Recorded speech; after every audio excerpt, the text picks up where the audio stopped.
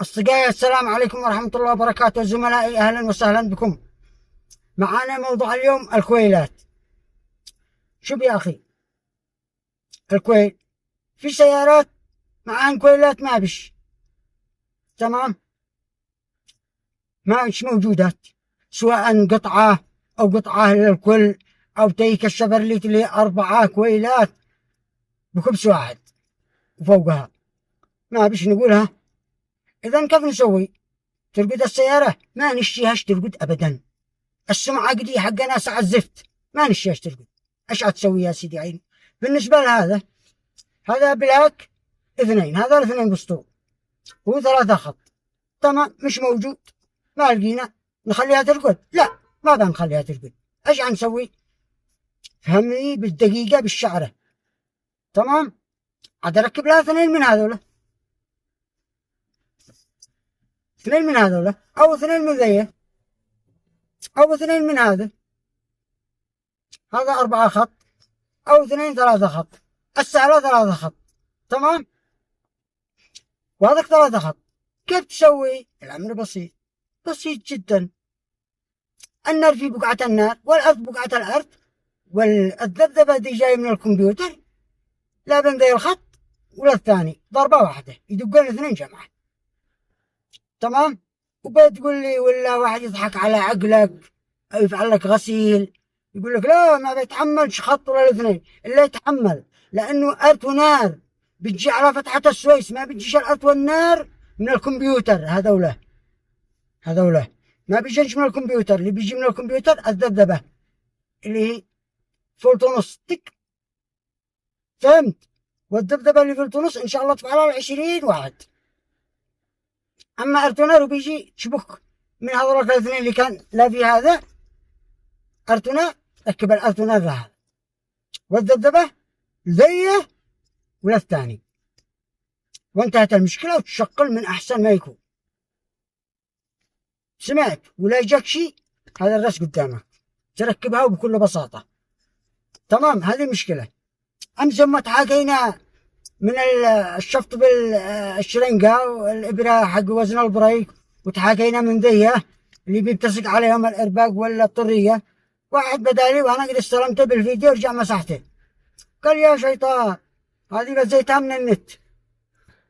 إيه، أي معلومة أديها لكم فتش النت على شعره على ورقة، أتحداك بكل احترام إن تلقاها. فاستلمت أبو السلاء ما قد بقع مثله. ها، في النت يفعلوا صعمانة، عاد بيسرقوا مني النت ويديها للناس المعلومات. وقد فعلت فيديو يوم ما بيسرقني ويجي يوريني، قلت له هذه صلحتها. تمام، المهم هذا موضوع ثاني. برجع نقول لكم هذا اللي هو 5 وب4 الإرماس، ب4 ب5 ب3. برجع أفعل لكم فيديو كيف تعرف النار 5 الفولت وين يتركب الأرض، والسلك حق الراجع الذي يدي أمر للكمبيوتر كم كمية الهواء. تمام، هذا ايش تركب بدل أبو 3 لا ما هو معدوم. أي واحد لا يغرك الرصاح، هن شركة تفعل علينا هذه الحركات. أما القانون ما له سالب موجب واللي يدي الأمر فقط. تمام، هذا حق الدعسة الحساس.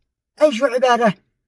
ما هو تركب بدله ذي تشتي ب3 وب4. تمام، تركب ذي تشتي مالك معدومة هذا كلها، مفتاح مسجله اللي يزيد وينقص.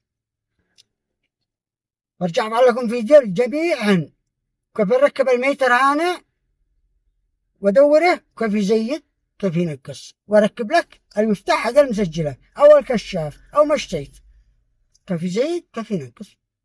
اهم شيء السياره ما ترقدش لانها بترقد ملايين على الزبون، بيضيق والله بيضيق. تمام، موضوع ثاني، الميتر الجهاز. اذا انت تستخدم جهاز الكتروني كهربائي استخدم هذا أفضل لك. قل لي ليش هذا أفضل من الإلكتروني؟ لا تصدق على جمال لما يقول لك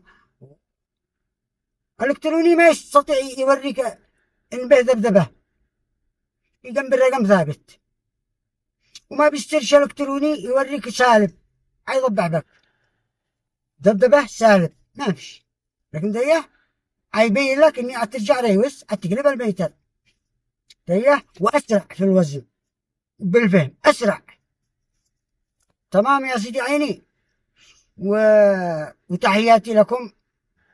والذي هو مهندس يكون يقول أنا مهندس فلان بن فلان فلاني، نشتي فيديو كذا وكذا، نشتي فيديو كذا وكذا. ليش بتخجلوا؟ ليش؟ زعما لو حصل ضيف في ديوان ولا شيء يجلس مؤدب يقول سبحان الله كيف هو مؤدب. خل السلام عليكم ضرب ضرب ضرب وهدر مثل الجزء كم جد جنبر احكي وهو عاي. وأنا تحت الأمر، خذها قانون. انتم كلكم ذي بتشاهدوني ان انا عددي حاجة من النت. اتحداكم